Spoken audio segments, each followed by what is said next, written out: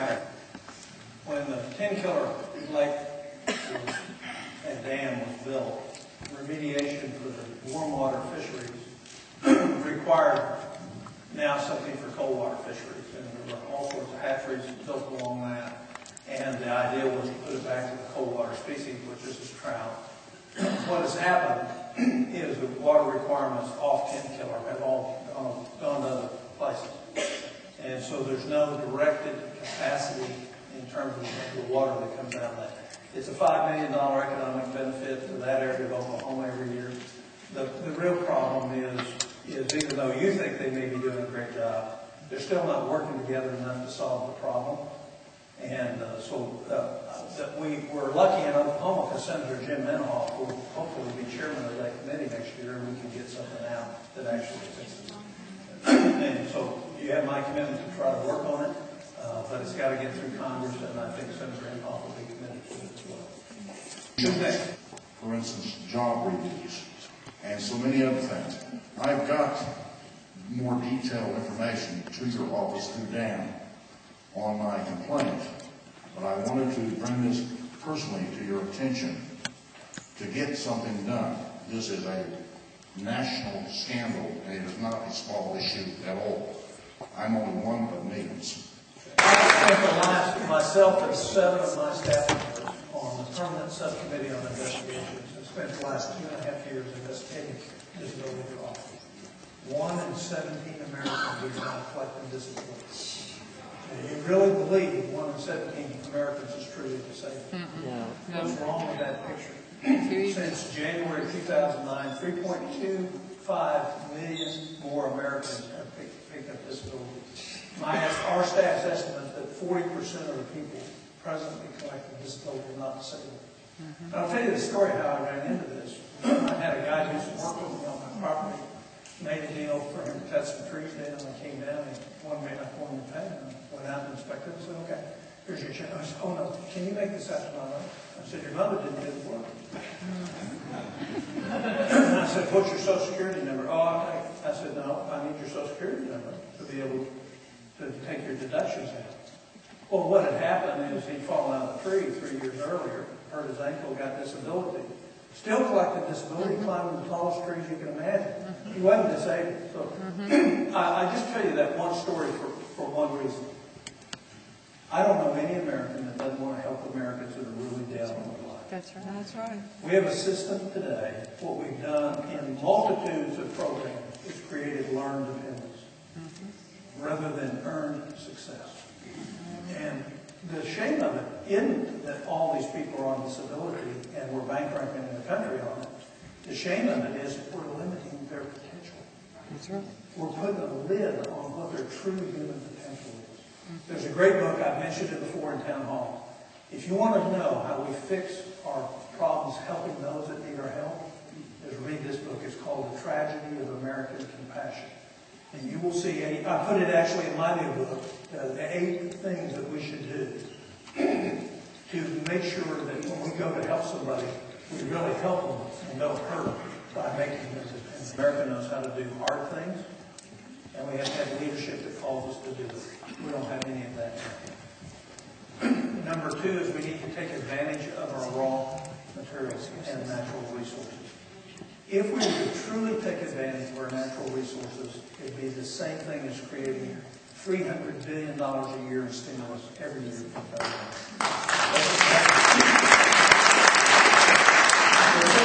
The next thing we need to do is reform our tax code, because everything we make that we sell outside of this country has 21% taxes embedded in it. And we're competing against the European Union and China and Japan and Korea and Singapore and Malaysia who don't have it. So we're at a 21% disadvantage when we start. Finally, if we will think about it, no matter what your opinion is on global warming, all the experts agree that we're at least 25 years away from switching to alternative energy. In the meantime, if we're going to burn carbon, let's burn ours.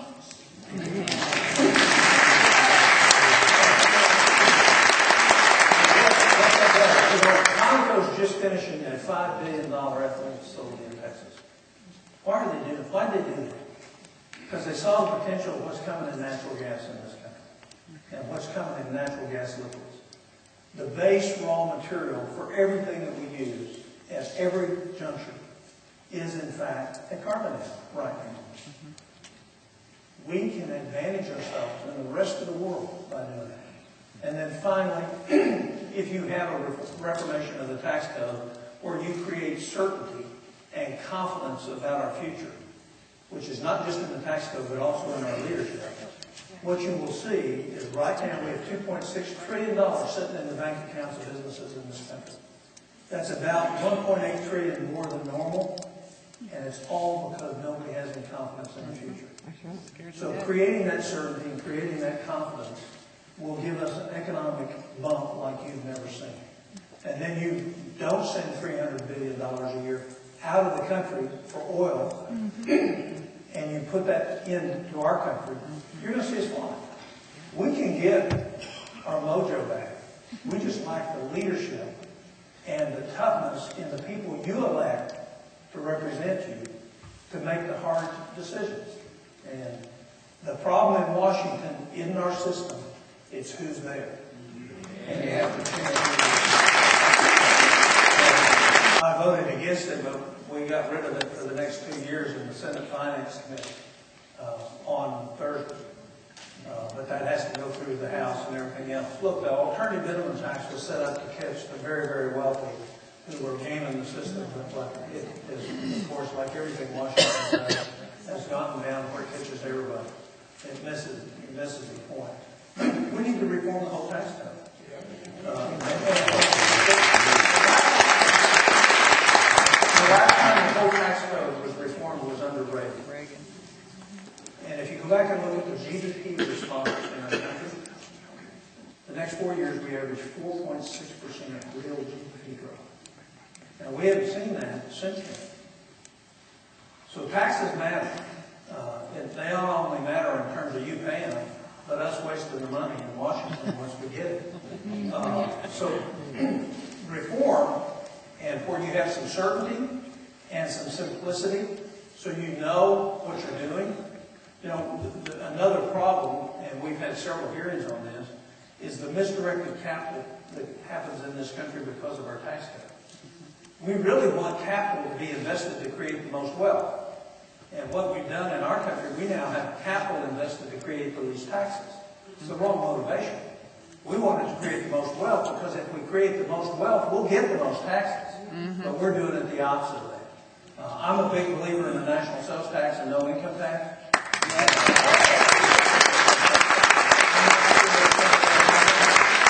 But I'm preaching that to my colleagues. The question is, will America preach that to them? I don't know where you get your number of $1 billion for Broken Arrow. I would dispute that highly. I'd love to see the data behind it. Not just in sales, online sales tax. That's all sales tax.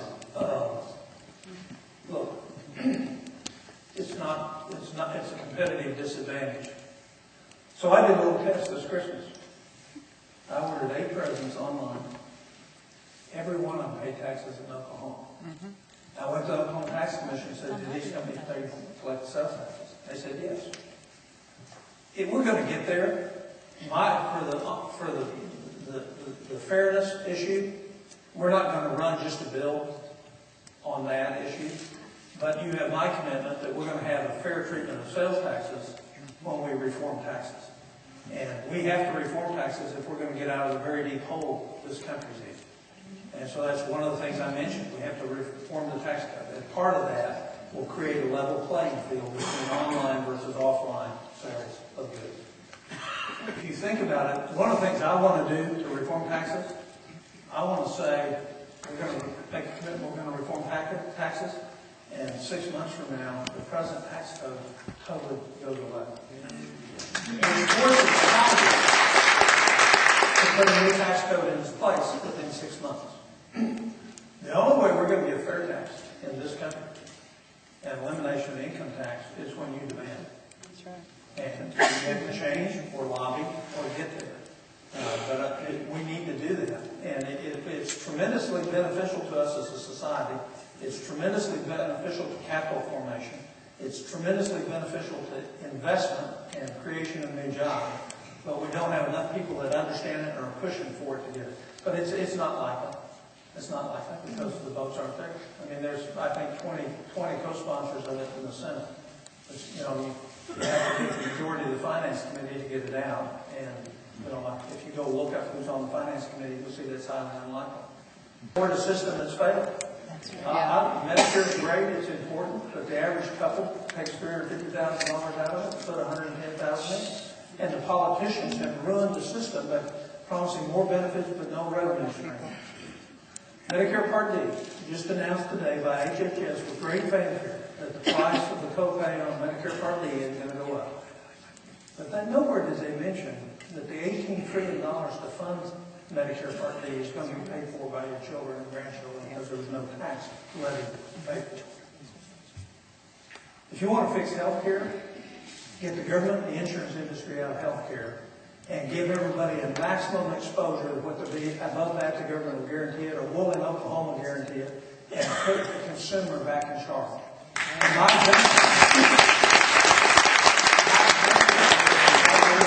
hundreds of Amish babies and taking care of tons of Amish families. They have absolutely no insurance. They take no Medicare. They take no Medicare. They don't want anything from the government. They're the best purchasers of health care there is. They buy lower than Blue Cross Blue Shield. They buy cheaper than anybody else, and they get good care because they're active in their care. They don't have the government standing between them and their doctor. They don't have an insurance company standing between them and their doctor. The two things in our nation that are out of control in terms of cost is health care and education. Both of them, we've totally abandoned market forces to allocate that resource. And that says nothing about helping those people who can't help themselves. We can create a system to do that. We put out the Patient's Choice Act. They would never give us a vote on it because they were afraid if we got it on the floor during the Affordable Care Act today, that Democrats would vote for it because it actually makes sense. It puts you back in charge of your health care and transfers the tax deduction from your employer to you so that you get the benefit. $1 and $3 that are spent on health care in this country are totally wasted. Totally wasted. That's $850 billion a year. We spent $2.7 trillion on education from the federal government back to the states with no change in metrics whatsoever since we've done that. I believe parents and local teachers and local administrators care a whole heck of a lot more about our kids' education than anybody does in Washington. Yeah. And we ought to put us back in charge of $134 million of your money going to the Democratic and Republican conventions. Amen.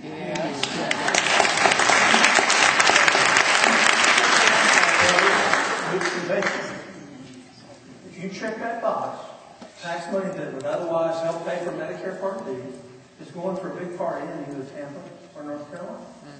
Well, where in the Constitution does it say, let's see, federal government is responsible for the party of each individual party to have a party? It doesn't say that. But that's a great example of why we're in trouble we are. Our founders, the balance of power that they wanted wasn't between the branches. The balance of power was between us, the people, and the government. And we have let it slip. And it's coming back, I tell you. You're going to see 2 or 3 more really conservative senators get nominated this week. Thank God. And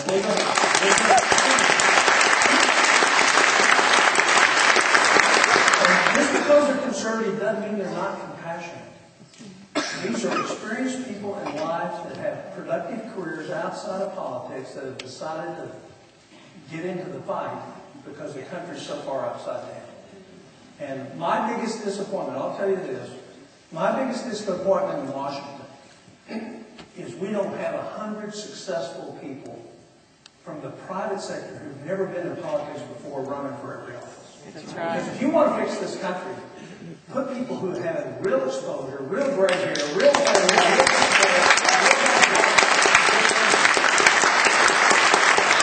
anyone opposed to lousy doctors when they give people poor treatment. If you misdiagnose somebody and treat a disease somebody doesn't have, you hurt them. The problem we have in healthcare is we haven't connected the patient to payment. And the conception is you can't have that system because somebody who needs care won't get it. Well, let me tell you, a lot of people got a lot of care before Medicare was ever existed. That's right. And what we now have is Medicare running all of health care. It all comes down. What are the technical capabilities? If there's a Republican president and a Republican-controlled Senate with at least 51 votes, 90% of Obamacare will go away.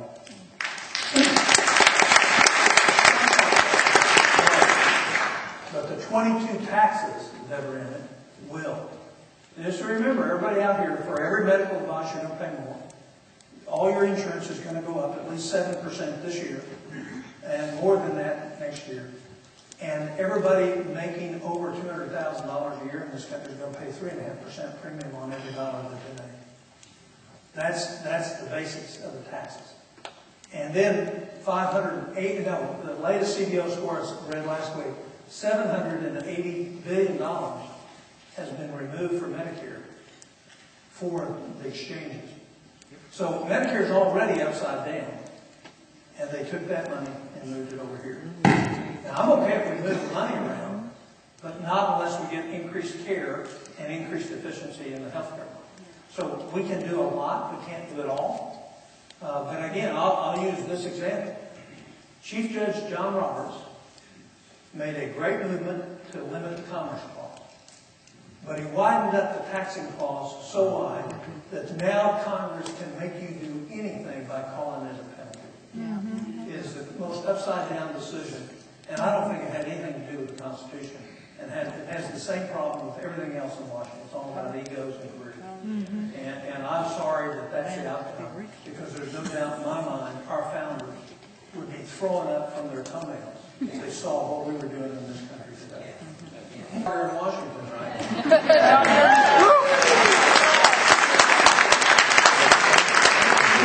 Two philosophies in politics. One is you can make getting reelected and parochial concerns your primary concern, or you can say I'm totally dedicated to the best long-term outcome for our country. You can't do both. And if you look around the Republican and Democratic line, there are some great people in both parties that don't ever think parochially and don't think about getting reelected. But the vast majority of people in Washington are career politicians who have no real-world experience, but they're great people, they have great hearts, they have lousy judgment, and they do not have their eye on the U.S. Constitution. And I can tell you, every ill we have today is because at some point in time, either through the courts or through Congress or executive order, we have abandoned the principles that made this country great. And until we get back to that, we're not going to solve our problems. And we're going to have this tremendous tension that we have today. Everybody in America is anxious. You know why? Because we all in our gut know something isn't right. And what isn't right is that we're taking our principles that made us great and turn them on their ear. And so what is lacking is a real leadership.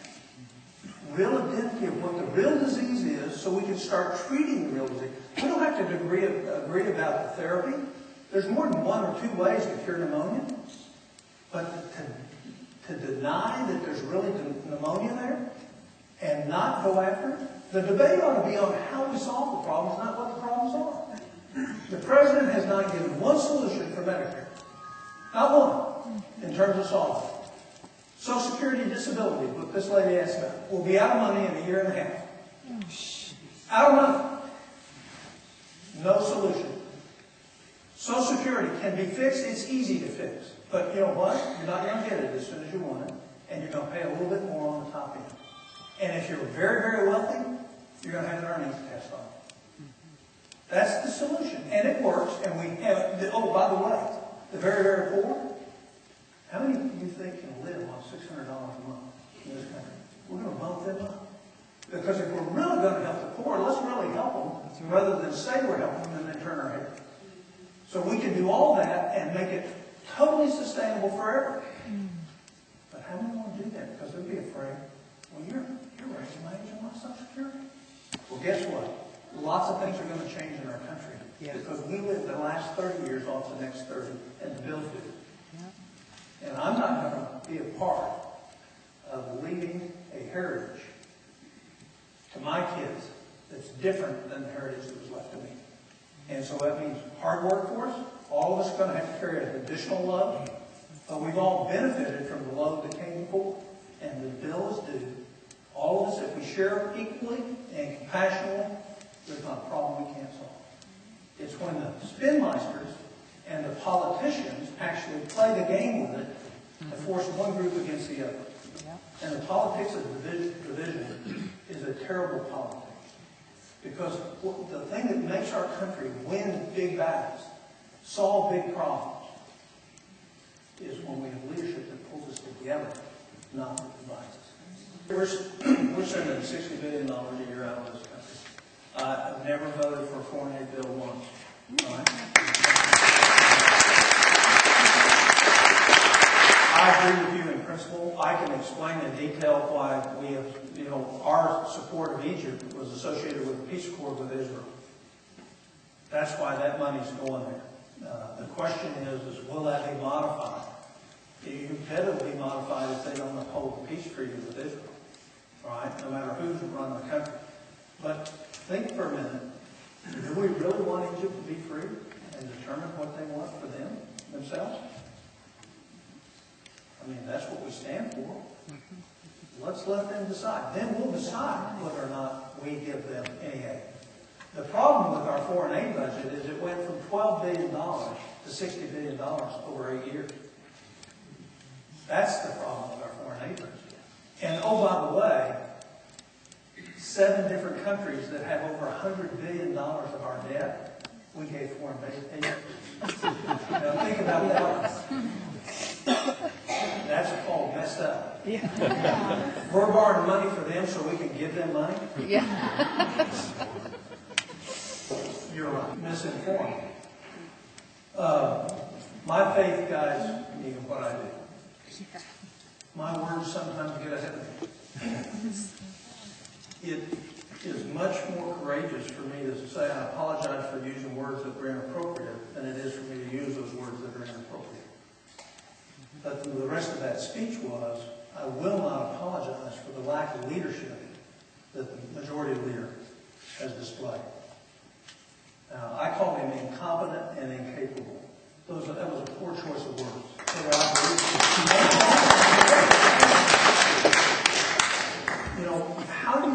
How you carry yourself and how you do things is important in life. He is not effective as a leader. He's been harmful as a leader to this country. Mm-hmm. Those are things I said on the Senate floor. Those other words I said on a C-SPAN broadcast. And if I wasn't effective, if I was incapable and incompetent, I would want people to use words that would communicate better what I was actually about.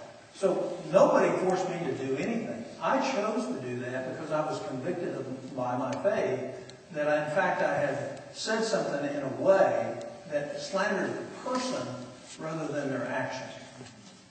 And I think it's a good thing. What I would caution you to do is, there's going to be a lot of people that are critical of me. I call up Levine all the time. I said, it's okay to come after me, but here's the things you don't know that you weren't talking about. And he said, oh my gosh, is that right? So the point is, you all want me to be free to do what I think is right, but you also want me to be honorable. And I'm going to follow my core moral values. And sometimes I miss that. And I did miss that by saying those words in such a way that could be saying he's just a partisan hack. Because anybody can say that. What I should have said is his leadership was totally ineffective and is hurting the country. And it communicates the same word, but I don't check his motivations. And because nobody knows anybody's motivations. We may think we do. It's kind of like hate crimes. Every crime's a hate crime. The point is, so what I would hope is as I follow my faith, to treat people the way I want to be treated, And when I make a mistake for that and apologize, not to be held accountable for apologizing for something that, in fact, is just good manners, one. And number two is a heartfelt response to the conviction that you get a little ahead of yourself. And so that's why I did it. And I don't apologize to you for apologizing, because I think what I did was the bigger thing to do.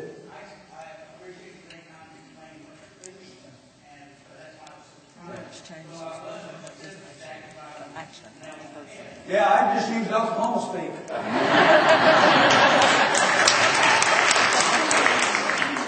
I agree with you. I actually served on the board of directors for Saxon Publishing. John Saxon and his brothers I know well as his two sisters, his brother and two sisters. And all of my daughters have accomplished Saxon math. And my grandchildren are now in Saxon math. Wow. So I know that story inside and out. The problem is so much of what we do is based on what the federal government has told us to do. Yeah? And I agree with you. We have to get a hold of education.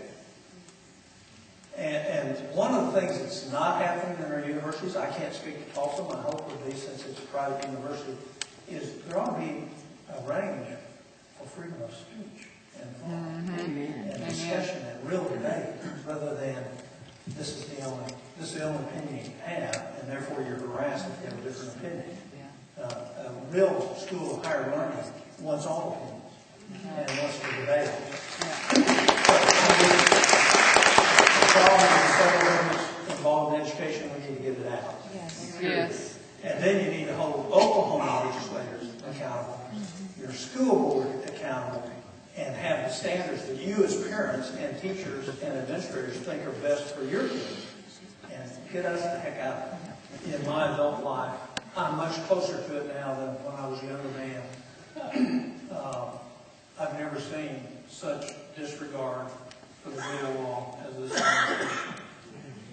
That's just my observation. It may not be accurate, but that's my observation. There's a big to-do on Bob Baccarat and the fact that Senator Inhofe and I voted president. We could have voted for him and still would have gotten approved. But what people don't know is the story behind the story, where we had a lot more other judges approved and a lot of other things happened because we blocked the Republicans from blocking earlier. That's a different story. The fact is the rule of law and the confidence and belief in the rule of law is the glue that holds our country together. And this administration is testing that severely. Because if, in fact, you think somebody else isn't being held accountable by the rule of law, all of a sudden you start thinking, you don't have to be. And that's where anarchy starts. And so, again, go back to leadership. Leadership matters. Following the rule of law and setting the example. I did not vote for Eric Coburn. I don't think he's an appropriate Attorney General, and I think history will show him as one of the worst Attorney Generals we've ever had.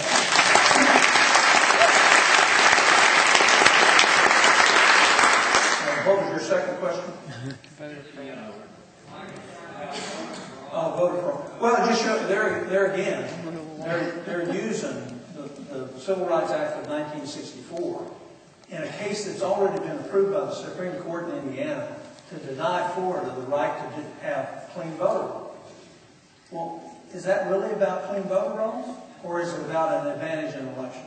I don't know the answer to that, but if it's already been approved by the Supreme Court, and several other states have now enacted it with the blessing of the Supreme Court, because they can find a law where they can intercede, they have. So, again, this country works well when we let it work. If we try to manipulate it politically, if we try to play games with the rule of law, what we do ultimately, you may benefit a politician, but you hurt the country. Because all the money's printed is used, it never actually gets printed, it gets used to buy our debt. Here's a statistic. We issued about $1.4 trillion worth of new debt last year. The Federal Reserve bought 85% of it. Okay? What does that mean? That means down the road, inflation's coming. And so, and if you look at where we are, they've expanded their balance sheet by over $2 trillion in the last 3 years. In other words, they've printed, not actually printed, but created $2 trillion. The reason it doesn't work, and the reason the economy is responding to it, is because there's no confidence. And if you look at the economic models, what is really important in terms of growth is the velocity of money, how fast it turns over. And we're at the lowest level of velocity in 70 years in our country in terms of the speed at which money turns over. And it all has to do with confidence. People are anxious. You have to, if we gave everybody a Xanax, we'd all be okay and we'd go on down the road, but that ain't going to happen. The point is we don't, let me just, if you walk out of here with anything, there is not a problem in front of this country we cannot solve.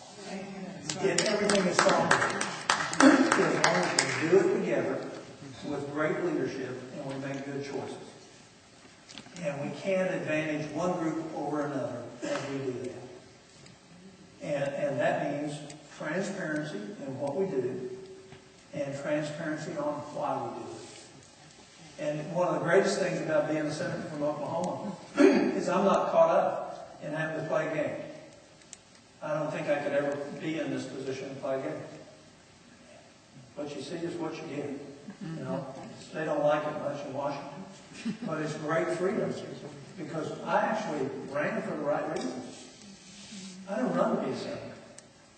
I ran to fix things and to raise the clarion call that now's the time to start. And hopefully we're going to do that. So we'll see after.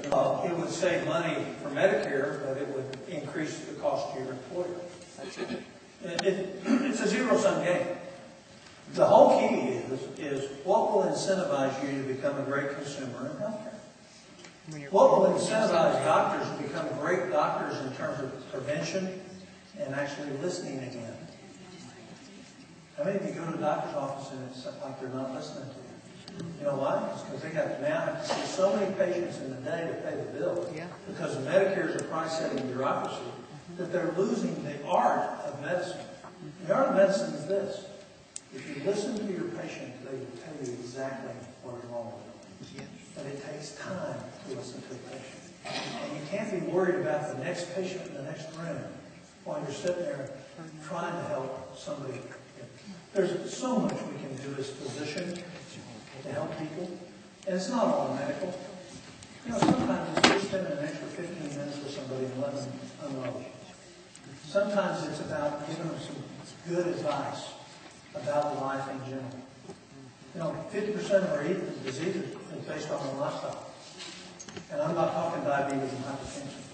I'm talking about the stress that is induced on us as a society. And having a great physician markedly changes that. And we teach it in medical school, but we don't let anybody practice it anymore because of the way healthcare is set up. If you really want to change the health of America, let doctors start practicing the way they were trained. I want to see 100% transparency at the Fed. I'm a co-sponsor of auditing the Fed.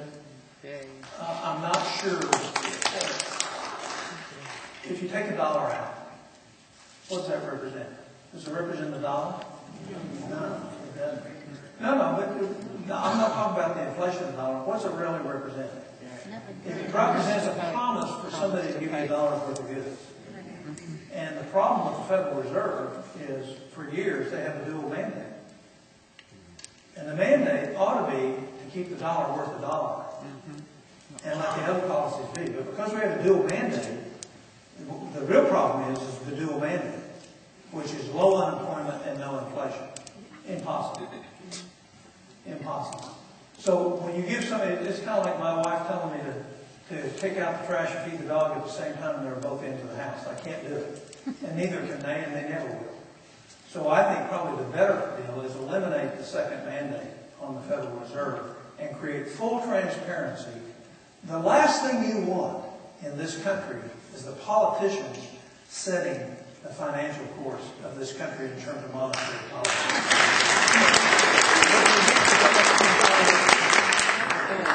Say it again. Yes, I do. I would think that that the Federal Reserve is under the authority of the Congress in terms of coinage and establishing a banking system. Yes. We just did, well, hey, look at the Consumer Financial Protection Bureau. We just gave them an unlimited budget with no oversight from Congress, and you can't sue them. And the Supreme Court said that's constitutional. So the problems are bigger than the Federal Reserve. The problem is reinforcing what this document means and going back to original intent.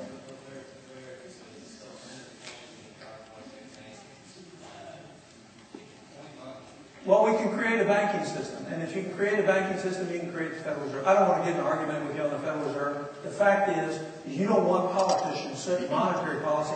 We're doing a terrible job on the fiscal policy right now. Just think what it would be like when we were doing the monetary policy.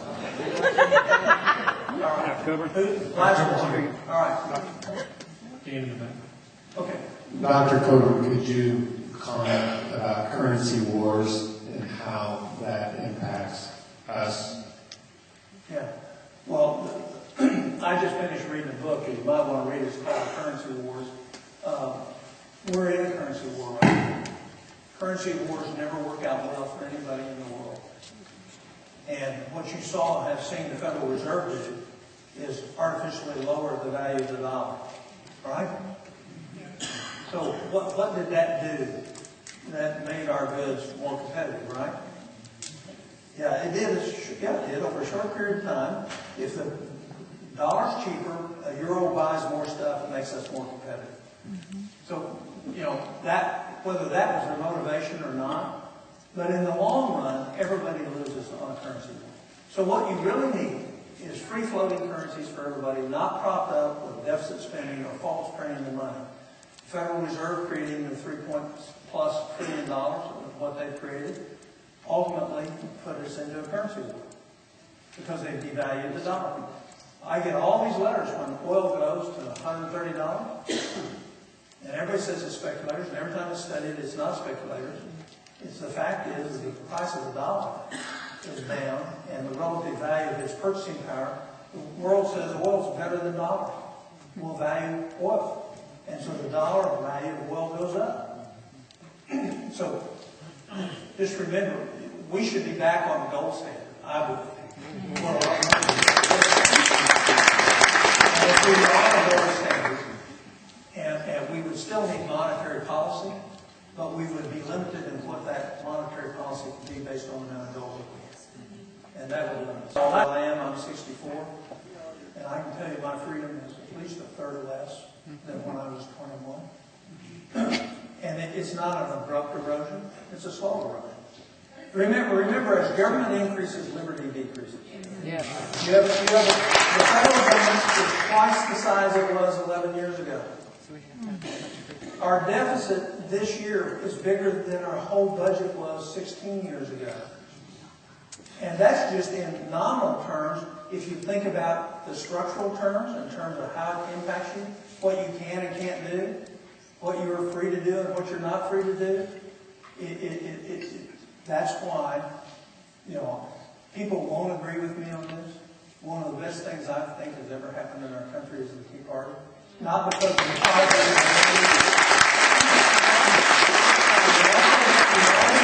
I'm not talking the extremes on either end of all these groups. But the average person in that group is a God-fearing American, loving American who wants our country back. Yeah. And they're willing to do it all and make statements and know the Constitution. And I make this point in my book. People who complain about the Tea Party, are they the same people that would complain about having a referee at a football game? Mm-hmm. Because the Constitution is the referee. And we've ignored the referee. And it's time to get back and embrace it. I'm going to close with this. You may have heard something here tonight you absolutely disagree with. Please send me an email. I actually read all emails that come in that are not duplicative. I actually read all letters that go out that are not duplicative. I spend about 3 hours a day doing that. Because I'm interested in what's coming from Oklahoma. It makes my job easier. Number 2, the fact that you came out means you're not the problem. Right? I mean, you're involved, you're interested, you want to see things change. You have an obligation as a citizen to get everybody involved. Yeah. Because it's all our future, it's not just those that are here. right. God bless you, good night.